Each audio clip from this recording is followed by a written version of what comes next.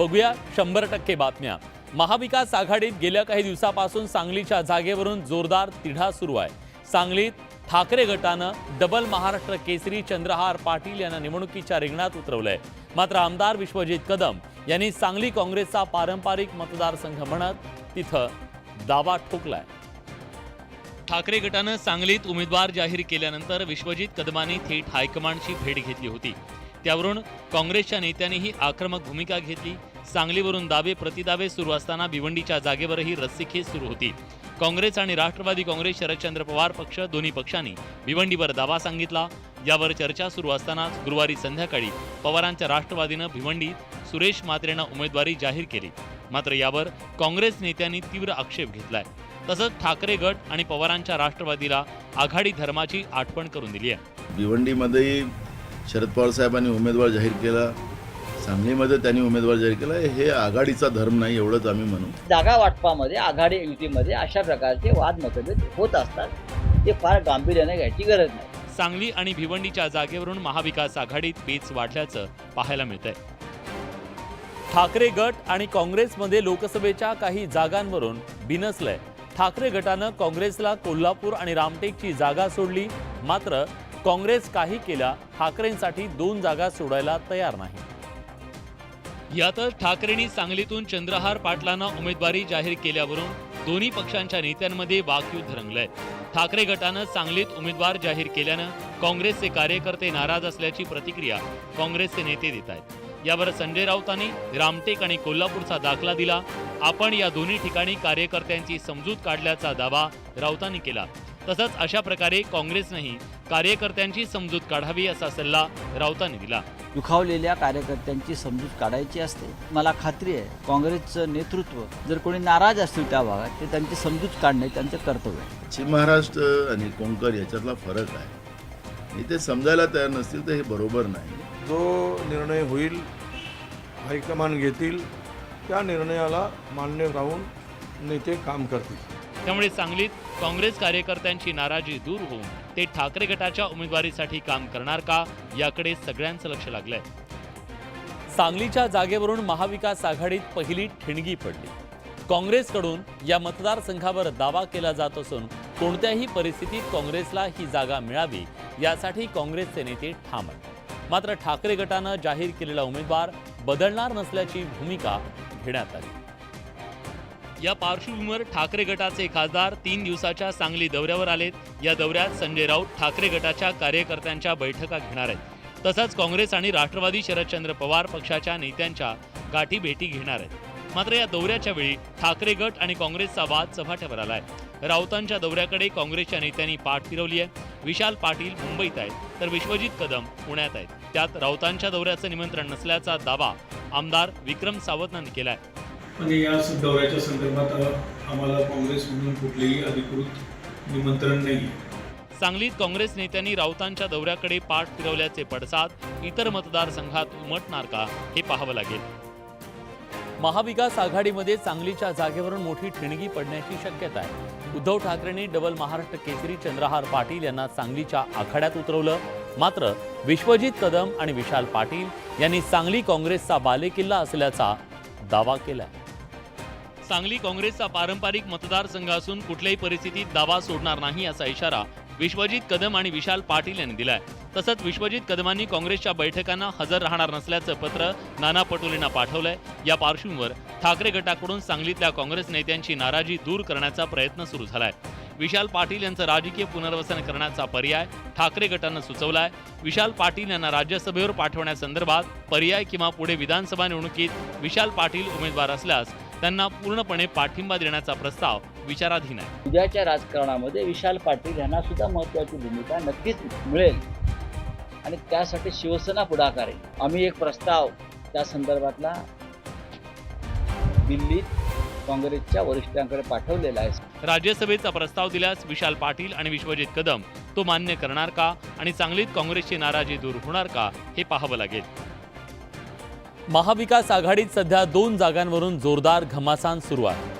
सांगली आणि भिवंडीच्या जागेवर उमेदवार जाहीर करण्यात आले। मात्र या दोन्ही जागांवर काँग्रेसनं दावा केलाय। सांगलीच्या जागेवरून ठाकरे आणि काँग्रेसमध्ये तणाव निर्माण झालाय। सांगलीची जागा आमचीच असून कुठल्याही परिस्थितीत उमेदवार मागे घेणार नाही अशी भूमिका उद्धव ठाकरेंनी घेतली आहे. तसंच ठाकरेंनी मैत्रीपूर्ण लढतीचा प्रस्ताव फेटाळला. ठाकरेंच्या याच वक्तव्याचा धागा पकडत ठाकरे गटाचे नेते आणि आमदार भास्कर जाधव यांनी वादावर भाष्य केलंय. कोल्हापूर, रामटेक, अमरावती या जागा सोडत ठाकरे गटानं मोठा त्याग केल्याचं वक्तव्य जाधवांनी केलं. तसंच महाराष्ट्रात एका जागेवरून गडबड झाली तर अन्य ठिकाणी परिणाम होतील असा इशारा जाधवांनी दिला. त्यावर काँग्रेसनं पलटवार केलाय. शिवसेनेनं खूप समंजसपणाची भूमिका घेतलेली आहे याची जाणीव ही महाविकास आघाडीच्या नेत्याला नक्की आहे. आम्हाला काय इशारा द्यायचा आहे? कोणाला इशारा काँग्रेसवाले कोणाचा समजतात नाही, आम्ही जनतेचाच फक्त इशारा समजतो. पण या पद्धतीनं होत असेल तर अजिबात आम्ही खपवून घेणार नाही. कार्यकर्त्याच्या भावना तीव्र आहे. नेत्यांच्या इशाऱ्यानंतर महाविकास आघाडीत सांगलीचा वाद चिघळलाय. निवडणुकीच्या तोंडावर हा वाद निवळणार का हे पाहणं महत्त्वाचं आहे. महाविकास आघाडीत सध्या सांगली, भिवंडी आणि दक्षिण मध्य मुंबईच्या जागेवरून वाद निर्माण झालाय. सांगली आणि दक्षिण मध्य मुंबईमध्ये ठाकरे गटानं, भिवंडीत राष्ट्रवादी शरदचंद्र पवार पक्षानं उमेदवाराची घोषणा केली. मात्र काँग्रेसनं यावर आक्षेप घेतल्यानं मवियात वाद पेटला. महाविकास आघाडीमधील जागा वाटपाच्या प्राथमिक चर्चेत अशोक चव्हाणांची भूमिका महत्त्वाची होती. या चर्चेमध्ये काँग्रेसच्या पारंपरिक मतदारसंघांवर दावा करण्याच्या ऐवजी अन्य मतदारसंघांवर दावा करण्यात आला. रामटेक, कोल्हापूर आणि अमरावती या मतदारसंघांवर ठाकरे गटाचा दावा होता. मात्र हे मतदारसंघ काँग्रेसच्या वाट्याला आले. त्यामुळे ठाकरे गट आणि शरद पवारांच्या राष्ट्रवादीनं काँग्रेसच्या सांगली, भिवंडी आणि दक्षिण मध्य मुंबई काही पारंपरिक मतदारसंघांवर दावा केला. त्यामुळे पक्षांतर करण्यापूर्वी अशोक चव्हाणांनी जाणीवपूर्वक हा घोळ करून ठेवला का, हा संशय काँग्रेसचे काही नेते उपस्थित करतायत. चार भिंतीतल्या गोष्टी आम्ही उघड करणं बरोबर नाही. अपयश यांच्या पदरात पडलंय आणि राष्ट्रवादी आणि शिवसेनेच्या नेतृत्वाने यांना पार ह्यांची दुर्धाण केलेली आहे, अशा प्रकारची अवस्था आहे. त्यामुळे मवियात जागा वाटपाचा तिढा निर्माण झाला की कुणी तो जाणीवपूर्वक निर्माण केला, याबाबत तर्कवितर्कांना उधाण आलंय. बारामती लोकसभा मतदारसंघात यंदा सुप्रिया सुळे आणि सुनेत्रा पवार यांच्यात थेट लढत होणार आहे. बारामतीतल्या या लढतीपूर्वी इंदापूरचे भाजपचे नेते हर्षवर्धन पाटील यांनी अजित पवारांच्या विरोधात शड्डू ठोकला होता. पण फडणवीसांच्या शिष्टाईनंतर त्यांनी विरोधाची तलवार म्यान केली. अशात इंदापुरात भाजपचा मेळावा पार पडला. इंदापुरात भाजप कार्यकर्त्यांच्या मेळाव्यात बोलताना हर्षवर्धन पाटील यांनी मित्रपक्षांनी मित्रधर्म पाळावा अशी अपेक्षा व्यक्त केली. फडणवीसांनी इंदापूरचं पालकत्व घ्यावं अशी मागणी हर्षवर्धन पाटलांनी केली आहे. साहेब, तुम्ही आता इथून पुढे इंदापूर तालुक्यातल्या भारतीय जनता पक्षाचं पालकत्व हे फक्त देवेंद्र फडणवीस साहेबांनी स्वीकारावं. की केवळ इंदापूर तालुक्याचं नाही, हर्षवर्धन पाटलांसहित इंदापूर तालुक्याचं पालकत्व स्वीकारण्याचा तयारी. बारामतीची लढाई ही शरद पवार विरुद्ध अजित पवार अशी नसल्याचं फडणवीसांनी स्पष्ट केलंय. की बारामतीचा खासदार हा मोदीजींच्या विकास यात्रेमध्ये चालेल की राहुल गांधींच्या ज्या समाज विरोधी आणि देशाचा विकासाचा अजेंडा पूर्णपणे डिरेल झाला पाहिजे अशा प्रकारच्या मानसिकतेच्या मागे चालेल. मवियाचं सरकार हे वसुली सरकार होतं अशी टीका या मेळाव्यात फडणवीसांनी केली. महायुतीत नाशिकच्या जागेवरून जोरदार रस्सीखेच सुरू आहे. नाशिकमध्ये विद्यमान खासदार असल्यानं शिंदेच्या शिवसेनेनं नाशिकच्या जागेवर दावा केलाय. मात्र त्याचवेळी मंत्री छगन भुजबळांनी थेट दिल्लीतून उमेदवारीबाबत कळवल्याचा गौप्यस्फोट केला. याच पार्श्वभूमीवर नाशिकमधून छगन भुजबळांना उमेदवारी मिळणार असल्याचे संकेत मिळत आहेत. लोकसभा निवडणूक लढवण्यासाठी भुजबळ कुटुंबियांकडून नाशिक जिल्हा बँकेचं कर्ज भरायला सुरुवात झाली आहे. पहिल्या टप्प्यात भुजबळ कुटुंबियांकडून 6.5 कोटी रुपये भरण्यात आले. भुजबळांनी 2011 मध्ये आर्मस्ट्रॉंग इन्फ्रास्ट्रक्चर कारखान्यासाठी कर्ज घेतलं होतं. एकूण 28 कोटी कर्ज भरण्यात येणार आहे. उर्वरित कर्जाची रक्कम टप्प्याटप्प्यानं भरली जाणार असल्याचं बँकेला सांगण्यात आलंय. त्यामुळे भुजबळांनी निवडणुकीसाठी तयारी सुरू केल्याचं बोललं जात आहे. नाशिक लोकसभेच्या संदर्भामध्ये ती स्टँडिंग जागा शिवसेनेची महायुतीच्या माध्यमातून आहे. आम्ही त्या ठिकाणी शिवसेनेला ती जागा मिळाली पाहिजे. नाशिकच्या जागेचा पण काही प्रॉब्लेम होणार नाही. योग्य वेळी योग्य निर्णय होणार आहे. मात्र शिंदेची शिवसेना नाशिकबाबत अजूनही ठाम आहे. त्यामुळे नाशिकच्या जागेवरून अजूनही महायुतीत घमासान सुरू असल्याचं चित्र आहे. महायुतीत काही जागांवरून वाद निर्माण झालाय. अजून मुंबईतील काही मतदारसंघात महायुतीनं उमेदवार जाहीर केलेले नाहीयेत. यात उत्तर पश्चिम मुंबई मतदारसंघाचा समावेश आहे.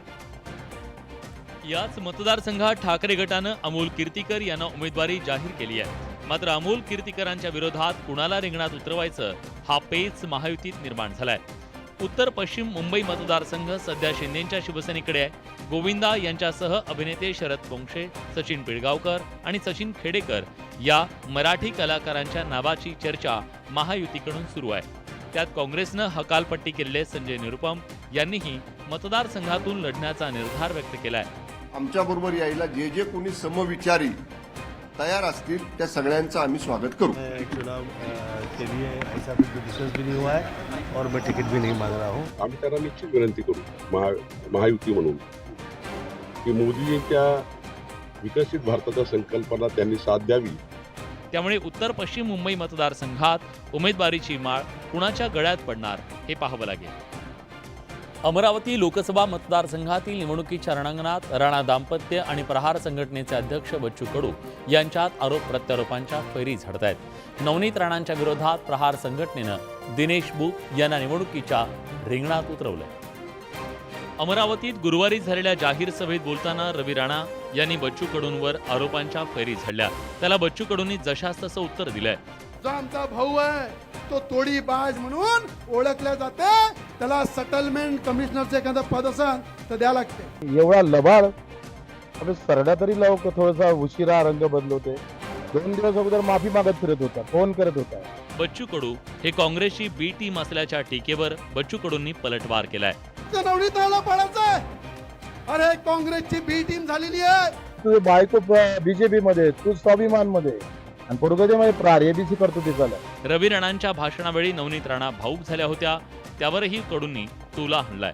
खूप संघर्ष होता पण मी माझे स्वतःला तुटू नाही दिला. अभिनेत्रीला काय लढ नाही लागत, बगर प्रसंगाच्या लढू शकतात ते. रवी राणा आणि बच्चू कडूंमधल्या आरोप प्रत्यारोपांच्या फैरीनं अमरावतीची निवडणूक राज्यभर गाजतीये. महायुतीतल्या जागा वाटपावरून महाविकास आघाडीनं चांगलेच टोले लगावले.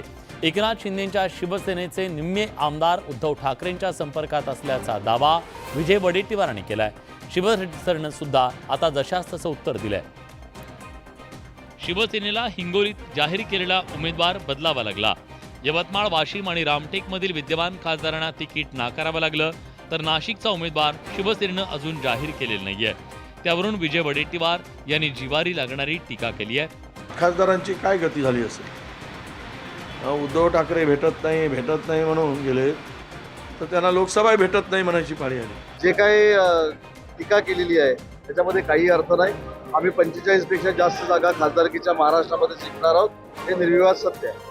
यावेळी बोलताना विजय वडेट्टीवारांनी शिवसेना आमदारांबाबत मोठा गौप्यस्फोट केलाय. शिंदे गटांच्या आमदारामध्ये प्रचंड अस्वस्थता आहे. आता आमच्या माहितीप्रमाणे निम्मे आमदार शिंदे गटांचे उद्धवसाहेब ठाकरेशी संपर्क करत आहेत. जागा वाटपाचा तिढा सोडवण्याचं आव्हान महायुती आणि मवियाच्या समोर आहे. परिणामी सत्ताधारी आणि विरोधक याच मुद्द्यावरून एकमेकांना टोले लगावत असल्याचं पाहायला मिळतंय. गेल्या 2-3 महिन्यांपासून महाविकास आघाडी आणि वंचित बहुजन आघाडीमध्ये लोकसभा निवडणुकीसाठी चर्चा सुरू होती. मात्र जागा वाटपावरून त्यांच्यातली बोलणी फिसकटली. महाविकास आघाडीनं वंचितला 5 जागा देण्याचा प्रस्ताव दिला होता.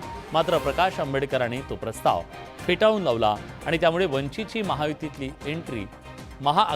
एंट्री होऊ शकली नाही. लोकसभेच्या दुसऱ्या टप्प्यातील उमेदवारी अर्ज दाखल करण्याची मुदत उलटून गेली आहे. पण मवियातील वंचितच्या समावेशाबाबत काँग्रेसनं अजूनही आशा सोडलेली नाही. दरम्यान काँग्रेसनं अकोल्यात दिलेल्या उमेदवारावरून राजकारण सुरू झालंय.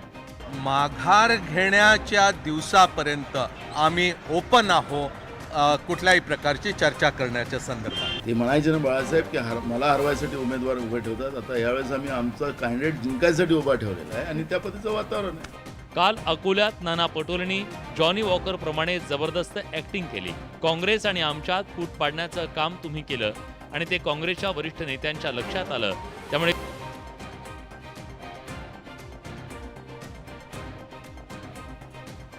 रत्नागिरीत सिंधुदुर्गमधून मंत्री उदय सामंत यांचे बंधू किरण सामंत यांनी माघार घेतली आहे.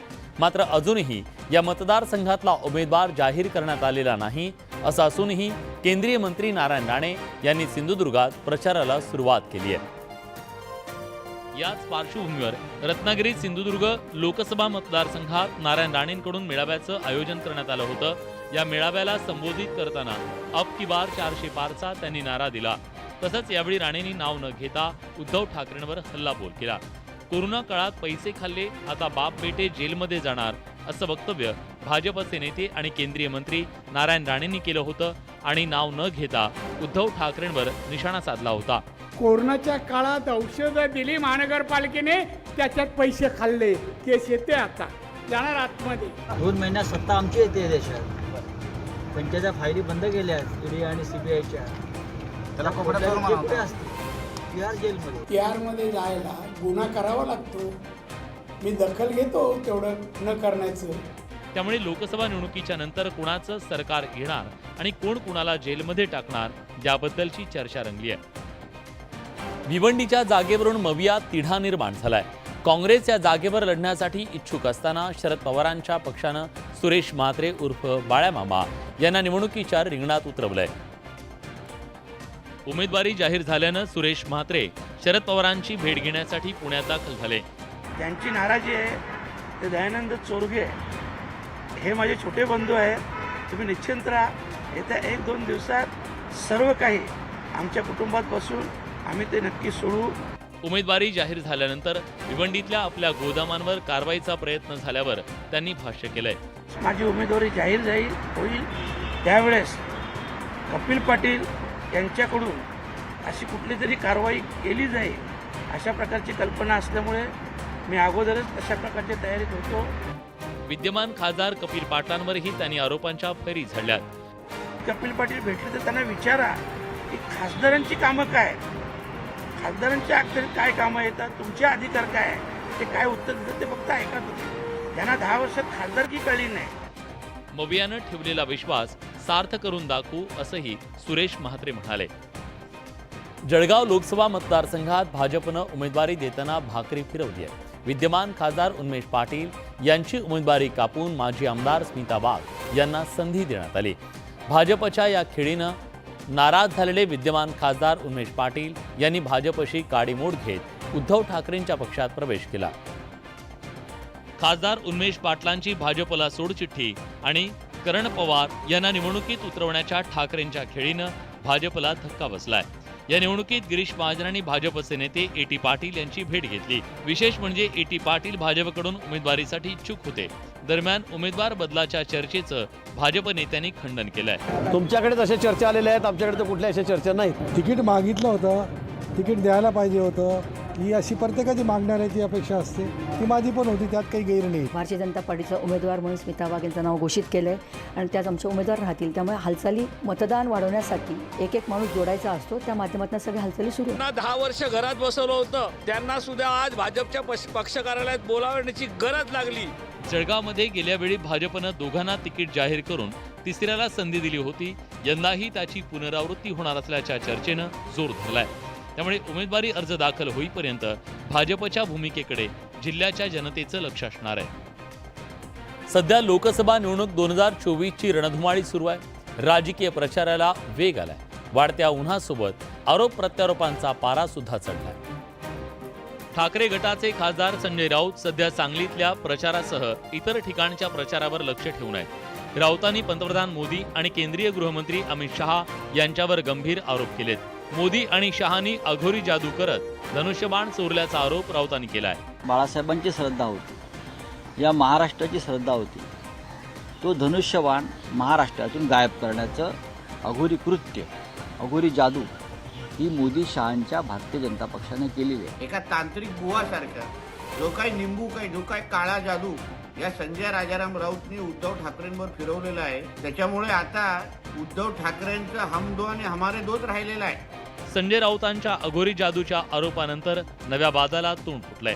तसंच यावरून राजकीय आरोप प्रत्यारोपांच्या फैरी झडू लागल्यात। गेल्या काही दिवसात भ्रष्टाचाराचे आरोप असलेल्या अनेक नेत्यांनी सत्ताधारी पक्षात प्रवेश केला। यातून विरोधकांकडून सत्ताधारी पक्ष वॉशिंग मशीन झाल्याची टीका केली जाते। त्याची प्रचिती काँग्रेसने दिलेल्या जाहिरातीतून सुद्धा आली। राज्यात निवडणुकीच्या प्रचाराला वेग आलाय. अशात जास्तीत जास्त मतदारांपर्यंत पोहोचण्याचा प्रयत्न प्रत्येक राजकीय पक्षाकडून केला जातोय. काँग्रेसनं आज राज्यातील प्रमुख वर्तमानपत्रात दिलेल्या जाहिरातीच्या माध्यमातून निशाणा साधलाय. विरोधकांकडून सत्ताधाऱ्यांवर वॉशिंग मशीनचा आरोप केला जात होता, त्याचीच प्रचिती काँग्रेसनं दिलेल्या जाहिरातीतून आली आहे. या जाहिरातीवर सत्ताधाऱ्यांनी जोरदार उत्तर दिलंय.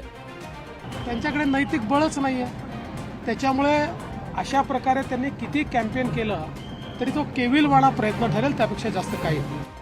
निवडणुकीचं रण तापलेलं असताना सत्ताधारी विरोधकांमध्ये वार पलटवार आणि आरोप प्रत्यारोप होत आहेत. त्यातच आता जाहिरातीच्या माध्यमाचा यासाठी वापर केला जात असल्याचं दिसून येतंय. राज्यात लोकसभा निवडणुकांचा धुरळा पाहायला मिळतोय. सर्वच पक्षांनी आपापल्याप्रमाणे समीकरणं जुळवून इतर पक्षांसोबत युती केली. अशात गेल्या काही दिवसापासून मनसे महायुतीत सामील होणार का या चर्चांना सुद्धा उधाण आलं. काही दिवसांपूर्वी राज ठाकरेंनी दिल्लीबारी केली, तेव्हापासून मनसे महायुतीत सामील होणार या चर्चांना उधाण आलं होतं. मात्र नेमकं घडतंय काय हा प्रश्न प्रत्येकाच्या मनात आहे. अशात 9 एप्रिलला मनसेचा गुढीपाडवा मेळावा होणार आहे. या मेळाव्यात राजकीय भूमिका स्पष्ट करू असे संकेत राज ठाकरेंनी दिले होते. या पार्श्वभूमीवर मनसेचा गुढीपाडवा मेळाव्याचा ट्रेलर लॉन्च करण्यात आला. यातून राज ठाकरेंनी मनसैनिकांना साथ घातली आहे.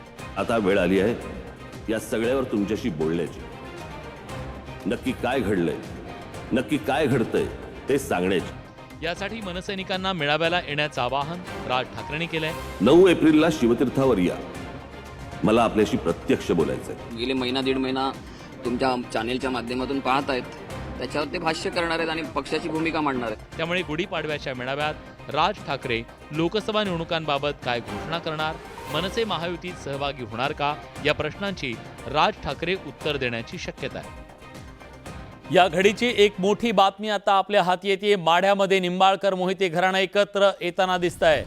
संजीवराजे निंबाळकर निवडणुकीच्या रिंगणात उतरण्याची शक्यता आहे. आणि आता जी माहिती येते त्यानुसार राष्ट्रवादी काँग्रेस शरद पवार गटानं हा एक मोठा धक्का दिला असं म्हणावं लागेल. चंद्रकांत फुंदे आपले प्रतिनिधी आता आपल्यासोबत आहेत.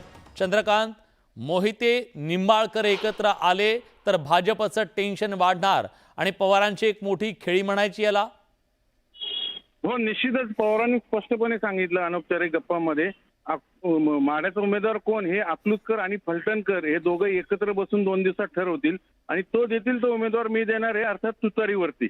म्हणजेच याचा अर्थ जर जे कोणी उमेदवार ठरेल, मोहिते पाटील ते धैर्यशील मोहिते इच्छुक आहेत अकलूजकरांकडनं आणि फलटणकडनं संजीव निंबाळकर रामराजेंचे बंधू हे इच्छुक आहेत. या दोघांपैकी कोणाला यावेळेस संधी द्यायची हे दोन्ही घराणे ठरवतील. आपल्याला माहिती दोन्ही घराणे तालेवार आहेत. दोन्ही आपापलं राजकारणात स्पेस राखून आहेत, पण दोघंही सध्या काहीशे अडचणीत आहेत इतर राजकारण गणितांमुळे. म्हणून हे दोघांनी ठरवायचं आणि ते जो उमेदवार देतील तो तुतारीवर लढेल असं पवारांनी स्पष्ट सांगितलं आणि त्याचा निर्णय येत्या 2 दिवसात होईल. हे झालं माढ्याचं. साताऱ्यात पण साहेबांनी स्पष्ट सांगितलं पवारांनी की ती जागा घड्याळावरच लढली जाईल. त्यामुळे जी चर्चा होते, पृथ्वीराज चव्हाण म्हणत होते की जर मला काँग्रेसच्या चिन्हावर दिलं तर मी लढायला तयार आहे. पवारांनी साफ नकार दिला. तेव्हा आम्ही श्रीनिवास पाटलांनाच लढू इच्छित होतो, पण डॉक्टरांनी त्यांच्या तब्येतीच्या कारणास्तव नाही म्हणून सांगितलं. त्यामुळं साताऱ्यातनं कोण उमेदवार द्यायचं ते आम्ही येत्या 2 दिवसात ठरवू. आमच्यातलाच उमेदवार असेल ते झालं साताऱ्याचं. दुसरं बीडचं त्यांना विचारलं गेलं की ज्योतिताई मेटेंना उमेदवारी का नाही दिली गेली, कारण त्याच्यावरनं बीडच्या राजकारणात थोडी नाराजी आहे. तर त्यांनी स्पष्ट सांगितलं ज्या दिवशी ज्योती मेटे फडणवीसांना भेटायला गेल्याचं कळलं त्या दिवशी आमच्या पक्षाकडनं त्यांच्यावरती त्यांच्या उमेदवारीबाबतचा विचार सोडून दिला गेला आणि मुळात त्या आमच्या पक्षातच आल्या नव्हत्या. त्यामुळं एवढी तयारी नव्हती त्यांच्या उमेदवारीची, म्हणून आम्ही तिथं बजरंग सोनवणेंना उमेदवारी दिली. आणि दुसरा विषय सांगलीचं म्हणे थोडी घाईच झाली. ठाकरे गटाकडनं उमेदवारी जाहीर केला. आम्ही भिवंडीत ती चूक केली नाही. भिवंडीत मी खरगेंशी चर्चा करूनच उमेदवार दिलेला आहे. त्यामुळे भिवंडीतला तिला निश्चित सुटेल. ठीक आहे. अनेक महत्वाच्या मुद्द्यावरती शरद पवार बोललेले आहेत. धन्यवाद चंद्रकांत, दिलेल्या सगळ्या सविस्तर माहितीबद्दल. या सगळ्या घडामोडींसोबत बुलेटिनमध्ये आपण इथेच थांबतोय. ताज्या घडामोडींसाठी बघत रहा न्यूज 18 लोक.